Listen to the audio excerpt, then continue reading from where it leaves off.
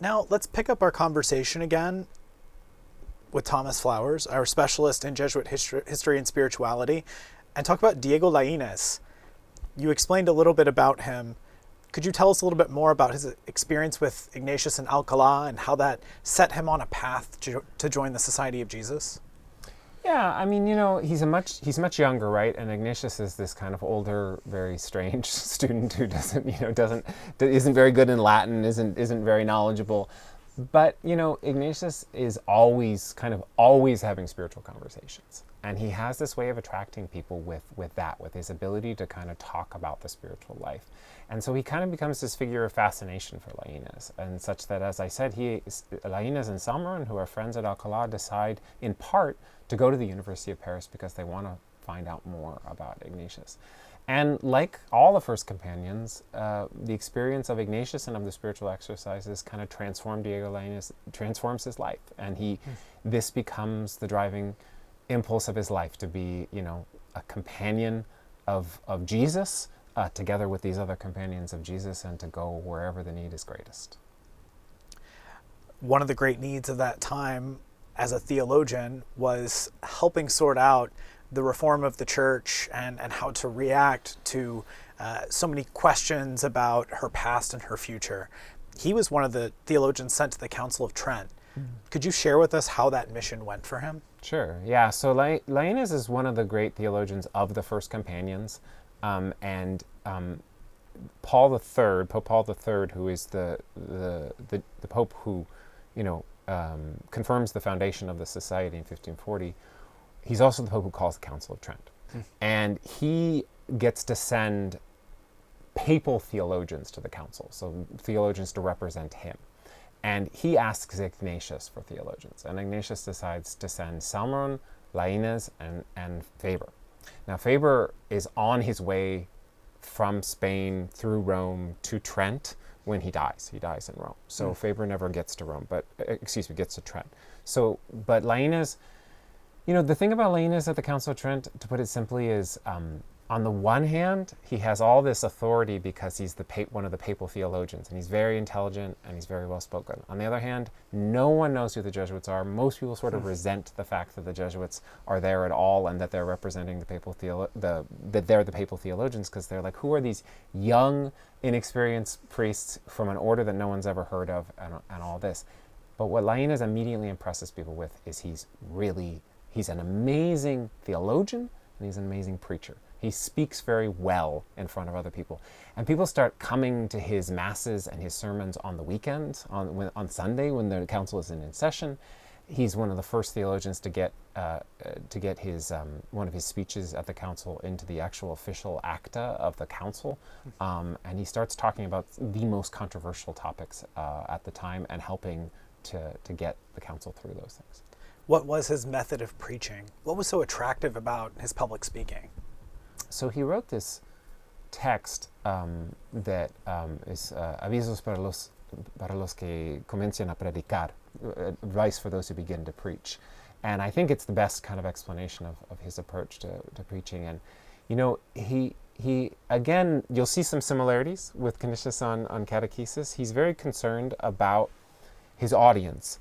But the other thing, the number one thing that he starts with, that I think is maybe the basis for his whole approach to preaching is the primary office of the apostles.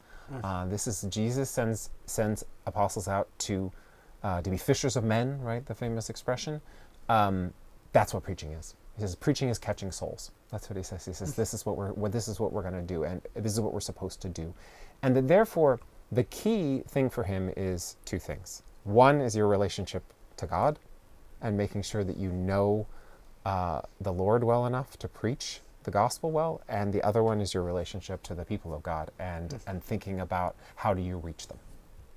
So there's a twofold importance of remaining close to God in prayer, but also being an attentive listener to those around you. What other practical advice does he give for those who will be preaching? Yeah, so he does say a lot about prayer. And he, sometimes when we think about prayer in relationship to preaching, we think about, I need to pray in order to prepare myself for the homily. And that's not a bad thing at all. It's a good thing to pray on the text you're going to give. Laínez doesn't talk about that at all. What he says is, he says, you need to be a person of prayer. You need to be someone who knows the Lord. Then you'll preach well. So in other words, whether I prayed to prepare this particular homily is not as important as whether I was praying all week. Because then I have a relationship with God. Then I know the one whom I'm preaching about. And that's really the key for him. The other, he gets into very practical considerations. He uses an idea that comes from Augustine, but also Augustine took it from Cicero, of that a good speaker teaches, persuades, and delights. And he spends a lot of time talking about these three things: teaching, persuading, and delighting. And teaching strikes us probably as the most obvious that we would teach when we preach. But persuading and delighting progressively get us kind of away from where we traditionally think about homilies and preaching. But what they show is the attentiveness to the audience. Because persuasion, what is persuasion? Again, the Ignatian presupposition. I'm not here to tell my congregation what to do. I'm here to show them the beauty of this because they want to know the Lord and I want them to know the Lord. So I assume their goodness and I want them to see it. I want them to be persuaded, to be moral people, to believe these things, to be consoled, to be encouraged. And I want them to delight, not in the sense of I want to make a bunch of jokes and make them think about how delightful I am. I want them to delight in the gospel. I want them to have that, what he calls, that holy delight, to see the truth and the beauty of the message, the gospel of Jesus. To teach, to persuade, to delight, that sounds like an awfully difficult task. Are there any pitfalls we should avoid when we're preaching? Does he give any instructions on what not to do? He does, a little bit. He does talk about what not to do. I think one of the main things that he says not to do is actually don't use a sermon or a homily as the place to explore things that are confusing or bothersome to you. Maybe in a class, in a seminar, we might talk about kind of difficult things in theology that we don't understand, or with our friends, and that's appropriate. He says, when you're up there preaching in front of the people, your job is to console them. Your job is to help them to believe, to help them in their faith, not to confuse them, or to share your own confusion, or to kind of get on kind of your own kind of soapbox about this particular issue. So if I'm going to talk about something controversial, the point is not to take a position. The point is to try to help people to see that these controversial things are always related to something. They should always be related to something more fundamental about who God is. So stay away from controversy, stay away from confusing topics when you preach, and stick to the basics of the gospel. So much like Canisius, Laínez has a pedagogical aspect to his advice, to his way of ministering as a Jesuit. What does his instruction on preaching tell us about Ignatian and Jesuit identity? Yeah, again, I think that what it fundamentally shows us is this attentiveness that's so important in how we're trained in our spiritual life and in our ministry, is that we're trying to accompany people attentively. And we're trying to be companions of Jesus, attentive to who Jesus is. And that's what Laínez is trying to say. He said, be attentive to God in your own prayer, and you'll preach well. Be attentive to the people that you're trying to preach, and you'll preach. Love them. Love God. Love the people of God. It seems so basic, and yet it's a lot of work. It's a lot of work because it means that I have to pay attention, not just to kind of my own ideas and what I like about them, but actually pay attention to how God's speaking to me, and how God is active in these lives, and the lives of these people, and what their concerns are. As we're coming to an end and starting to wrap up, how do you see this ministry evolving in the future? What would you recommend for those of us in formation? How should we make time for preaching once we're ordained? Mm-hmm. How should we prepare ourselves now to exercise that ministry? Yeah.